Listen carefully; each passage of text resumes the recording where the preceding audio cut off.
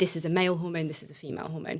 And actually, hormones don't work like that, and just thought, this is fascinating. How are they making sense of this? Coming out very clearly from the women I was talking to, which was, I wish I'd had this information earlier, and I had no idea what was about to happen to me. Welcome to The Conversation. In this episode of Trailblazers, Johnny is speaking to Lauren Redfern, Executive Director of Hormonally, a non-profit helping women access life-changing healthcare through inclusive educational resources. We hope you enjoy the episode. Be sure to subscribe and follow us on social. Welcome back to the podcast, everyone.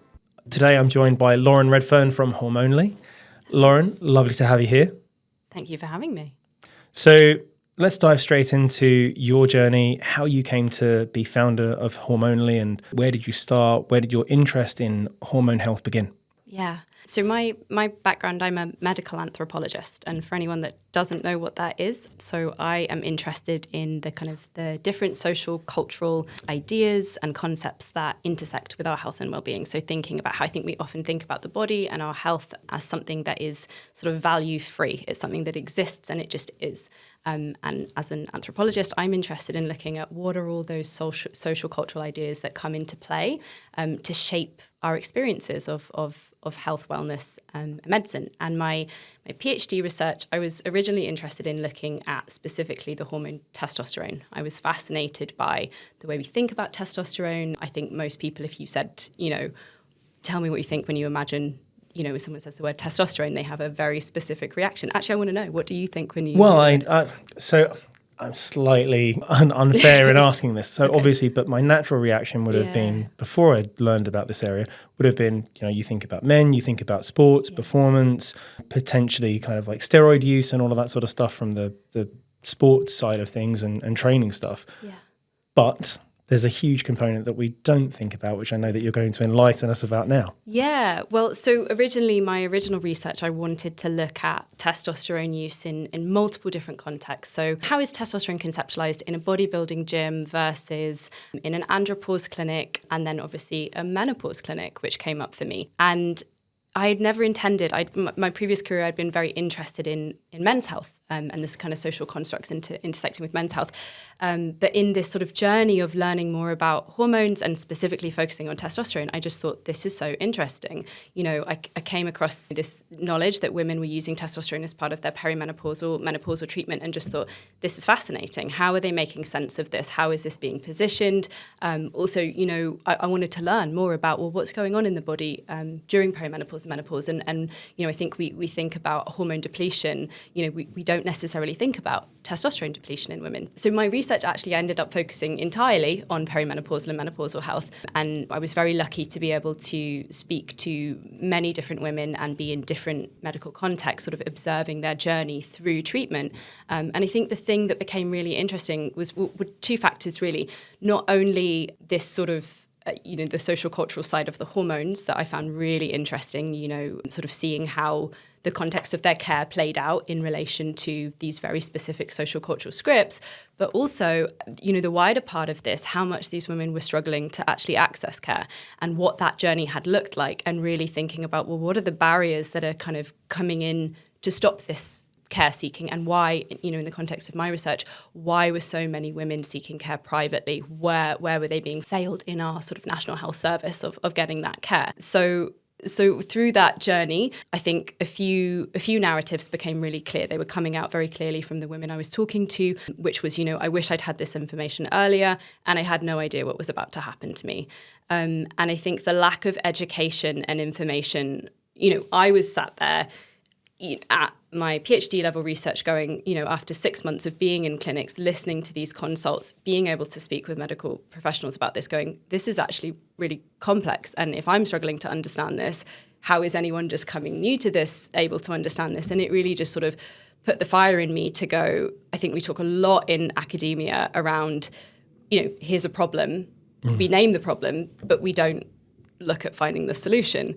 And as you and I have had many conversations, and I really like your kind of the trademark thing you always say of, naive enough to start, stubborn enough to finish. I was very lucky to, in the work I was doing through perimenopause and menopause, sort of come across somebody that had a foundation in the US and sort of said, look, I love all of this work that's happening in the UK that we're seeing around awareness raising, increased access to education, but we have nothing like this in the US. Would you want to come and build something here? And I said, yes, I do, but I don't just want to look at perimenopause and menopause, which was the sort of area of interest. I was, very clear from all of the narratives I collected and having these conversations with women. This conversation needs to start earlier, and we need to start focusing on hormone health, not just, in perimenopause and menopause, but all the way back. So what's happening in your body hormonally from first period all the way through to postmenopause. And that's how Hormonally came to be. It's a play on we are your hormone ally, and we are with you through that journey to provide you with the information and education that, sadly through my research I was hearing just wasn't provided. What would you like to be seeing, and what are you seeing kind of like globally and in the UK as kind of the big things that we need to start shifting? Funding around research potentially being one of those things, but what are some of the other things that you're seeing that we need to be talking about, that we should be doing? Yeah, it's interesting. So I think when we launched Hormonally in February 2024, we were really clear about our mission and our vision. It was improve access to education and you improve health outcomes. And I think what's been really interesting is the number of people that we talk to that say this education is great. And sorry, I'm taking this in a slight diversion from the hormone health, because I think it's important. The feedback has been the education is great. I have found it really helpful. It's really helped me to feel informed about my body and know what I'm navigating. But the biggest challenge and barrier I'm facing is knowing how to facilitate a conversation with my provider and my clinician. And honestly, it is something we just constantly, regularly are facing, this situation in which I think we think of being able to facilitate a conversation with a healthcare provider as very straightforward, but there are so many complex competing barriers that can make that challenging for an individual. And I would say you'd be hard pushed to find someone where if you said, have you always had a straightforward, easy sort of route to care when it comes to, women's health? The feedback is very clear that has not been easy for me. And I think, we are hearing this term medical gaslighting a lot, and I don't think that it's necessarily the case in all instances, but I think the overarching sort of narrative we're really hearing is, I feel dismissed, I don't feel heard, and even though I know this, because I think this is the other piece, is women are pretty savvy about their own bodies and actually are really aware and will do that research and find what they need to know. And then the barrier comes up at that provider engagement perspective. But you have it on both sides. I saw this in my research, perimenopause and menopause, complex display of multiple symptoms. GPs have 10 minutes with a patient. If someone's reporting, 5 to 10 symptoms, I think often we can go, well, this should be caught or this should be investigated, or how are they failing women in this space? But actually, we know that our healthcare system is massively overburdened. Time is super valuable. So I can see it on both sides in that. And I think we've sort of been really clear about not positioning ourselves as kind of, scapegoating a provider or saying providers are failing us. But I think that for me, I've really zoomed out and gone, this is a bigger issue. It's not just about access to education, about raising awareness. We really have to look at the systems in which women are feeling let down and failed by systems that are designed to care, because actually what we're seeing is, diagnostics are down, women are not reporting for screenings, we're dropping year on year.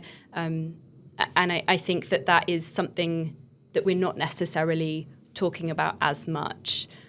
I do have a follow-up to that as well, which I think part of the reason we were inspired to found Hormonally is we were seeing this explosion of misinformation on many different platforms, particularly social media. And I think we felt it was very important to create a space in which you have clinically reviewed information that is accessible, that people can understand and engage with, and that feels warm and welcoming and open to them. as a way to combat that misinformation. But I think what we are seeing is, this period in which we think about people engaging with their health as in they go to a provider, they have a conversation with their provider. That's not the way healthcare is playing out anymore. I think a lot of people are making decisions about their health based on content they've consumed on social media, but based on insight from influencers. And I think that really signals a paradigm shift in the way that healthcare happens. And that's something I don't think we're talking about. We've spoken a little bit about some of the kind of the challenges and stuff like that already, but what are some of the things that kind of really drive you forward on this mission? What are some of the things that you hear from the people with the work that you're doing that kind of like fill your cup, that give you that impetus to go forward? The thing I love about our attitude in the work that we do is we are endlessly creative in the ways that we think about how do we get this information to people in ways that feels safe and fun and interesting. Earlier this year, we were really proud to launch our vulva map, which we created in collaboration with clinicians at GW in the States. And really that was born out of, I had a conversation with Dr. Katie Dumas after a conference I went to, and she was talking about how medical textbooks are still inaccurately labelled, and she works multiple conditions with patients, but particularly patients who are often misdiagnosed with vulvodynia or a generalized vulval pain disorder when actually they have vestibulodynia, and that the vestibule itself is not often included in diagrams and images. And I just thought, this is mad. Like, how is this? And turns out research, funding, all of these pieces. And I think what was fun about that is we can do something about that. We can create something. So, we worked with Katie and Dr. Sarah Signer as well, to create visual aids, not only to support their, to fill the world with something that was needed, but also to support their consultations. If you're working with patients that are gender diverse, what does it mean if you're constantly presenting quite feminized images? If you're working with patients who, language is a barrier, how do you use visual aids? So we were proud of what we developed. And as a part of that learning, we wanted to deliver workshops. And I think I am endlessly passionate about talking about vulval and vaginal health, and I feel like it's not always the thing that people want to come to the table with, but it's important. It's important that we talk about issues that are affecting, because, we know that 80% of women in perimenopause and menopause will experience genitourinary syndrome of menopause or symptoms that affect their vulvovaginal health. And also just through our lifetime, our vulval vaginal health is something that's important for us to pay attention to. So as part of this work, we developed our clitoral crafting workshops, where we create spaces for people to come and decorate 3D printed clitorises in however they want. We've seen some fabulous glitter use, beading, every different option you can imagine. But we use those opportunities as once people are comfortable in that space, sort of doing their crafting, to have those conversations, to provide the community support space, but also to provide education and learning. And we've had some amazing experiences of people really sharing experiences that they've had, but also, sharing that they didn't know that they'd never learned that was a game changer for them. So, and, I think we try and think about how can we bring this education to communities rather than asking communities to come to us. And I think that's sort of a shift in that, and we try and get as creative and kind of out of the box in that thinking as we can. Yeah. And I mean, having seen it, I think it's an amazing, it's absolutely incredible. And I love the fact that, you've got the color coding on there as well with the different diagrams. It really does provide such a powerful resource. We'll link to that in the show notes for sure. And hearing some of the different ways that people have decorated their... Maybe we need a slideshow. Okay. It honestly, it brings a whole new meaning to the term vajazzle. Vajazzle, I guess. So if there were one key piece of information, I guess coming off the back of that, if there were one key piece of information that you just wish people had that they don't right now, what would it be? Where would be that starting point for people to kind of, because I think it's, I'm going to get this wrong. I think it's Newton's first law, right? An object in motion. And I think with this, it's all about creating that momentum. So what is that one piece of information that you feel like people would actually benefit from, that they don't know, that they don't have right now? Oh God. I love that my brain has just gone nothing. There's too much. In terms of their overall health and well-being, or in terms of relationships to hormones, or yeah. Well, I think in terms of in relation to their hormones, let's stick on topic there. In relation to their hormones, I think we touched on this kind of like the role of testosterone and the misunderstanding of what plays there, but also I think the other aspects and the effects that it can have, and I guess the sense that there is support, that there is help there. You know, what would that be, and where would you kind of point people in the direction of for that? Yeah, firstly, I'd say go to hormonally.org and check out our resources, which is great. My plug on that. See, that was very elegantly done. Thank you. I think it's coming back to that piece of recognizing, I mean, first of all, I could do an entire, like a podcast about the history of hormones, which I just find fascinating. And endocrinology is we can definitely do that. I mean, I would love to dive deep into that. I think it's a really important, the more knowledge, because the thing that I love particularly about the vulva map and the things that you've done with the resources that you've created, not to bang on the waxing lyrical about all of the stuff that you're doing, but I think you present the information in a really clear and easy to understand way for anyone at whatever level they are already at.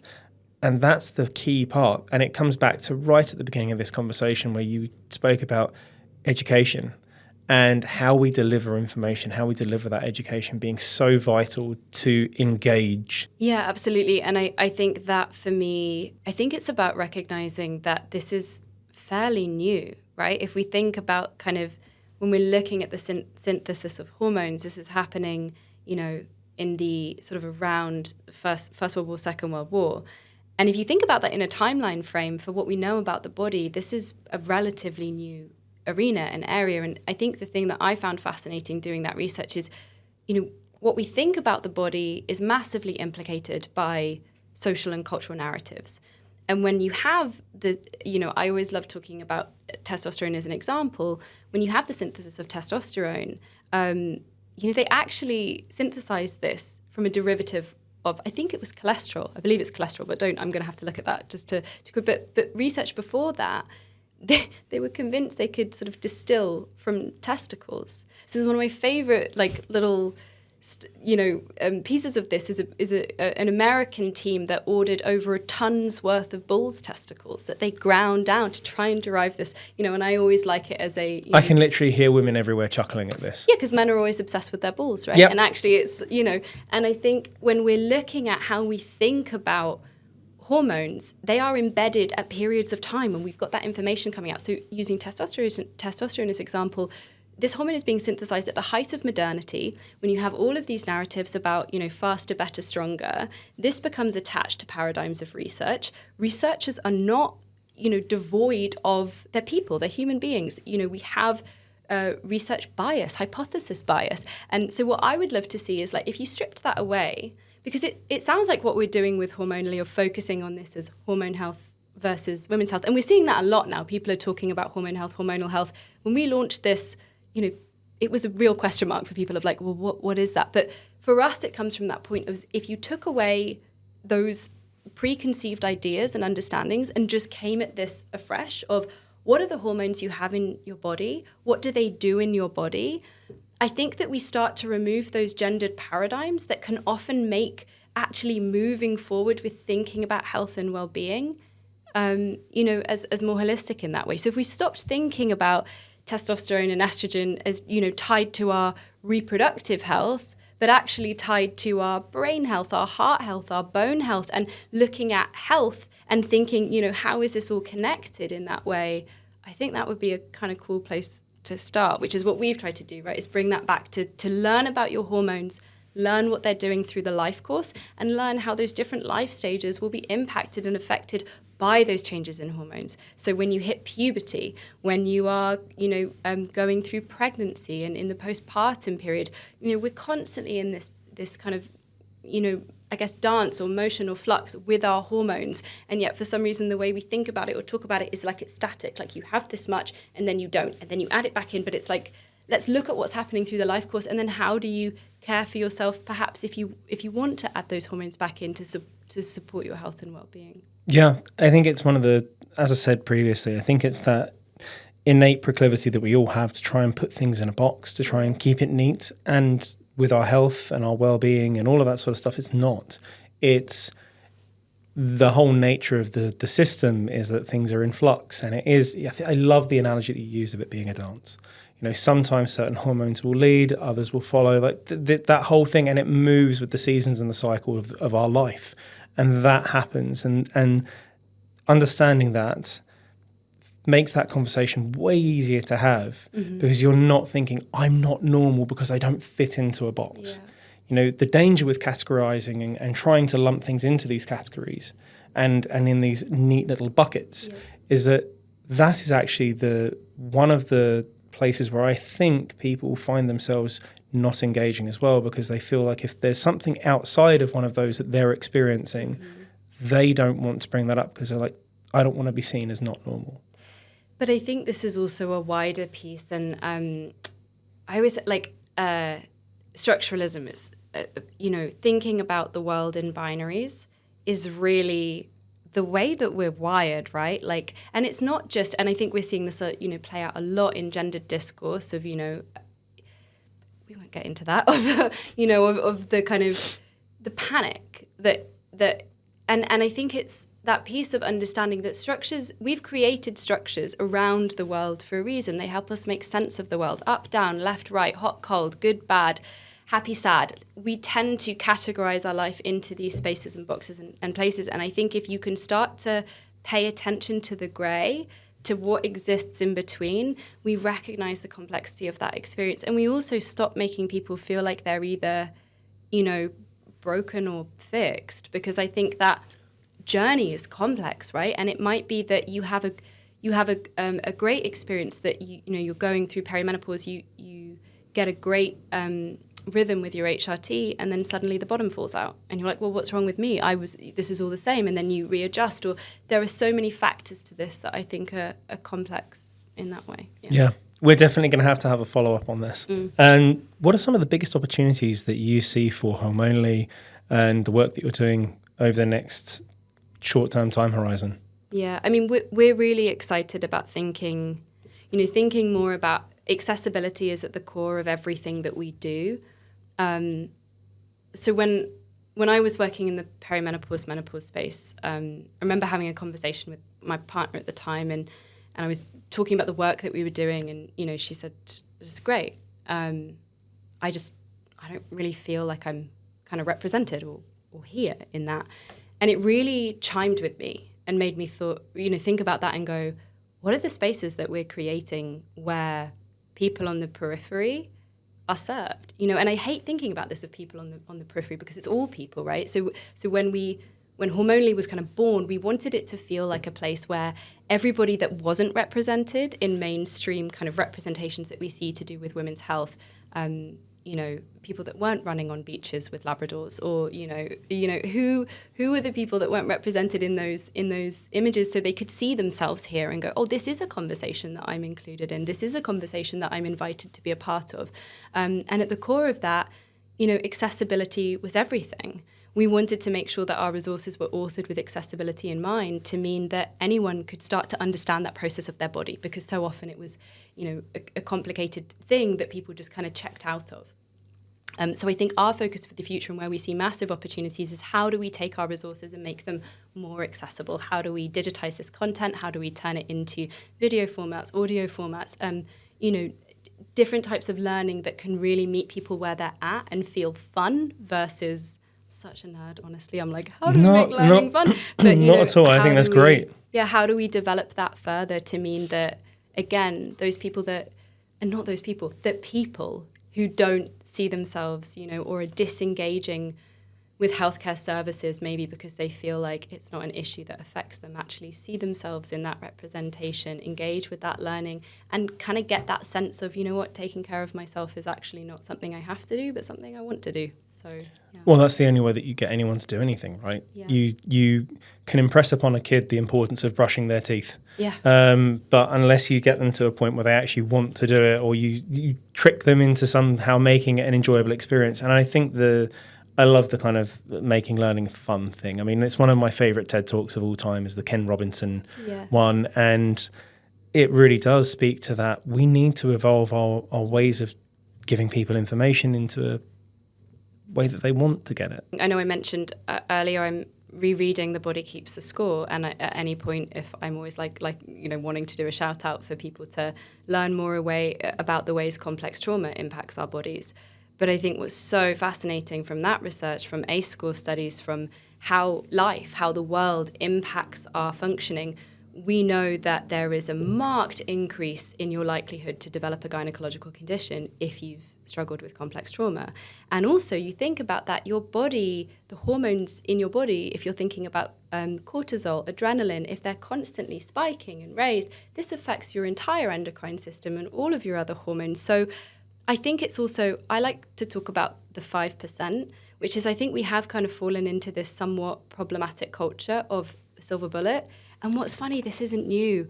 That's what I absolutely loved about going back over the history of menopause or hormone. One of my favorite pieces from that research was there was a novel published called, I think it was called Black Oxen, by a woman called Gertrude Atherton. It's also really problematic as well and eugenicist, but there was a point to this. So, but the novel itself is looking at the protagonist goes away to Europe for these like X-ray treatments of the ovaries, and it's sort of the very early development and conversations about endocrinology. And she comes back, and everyone thinks it's a ghost of her former self, right? So we're seeing these narratives of aging come through in culture, in popular media, and what was being positioned by the author at the time was a pretty problematic eugenicist argument, which was we can use these treatments, these new, what they would call glandular treatments, for the betterment of mankind.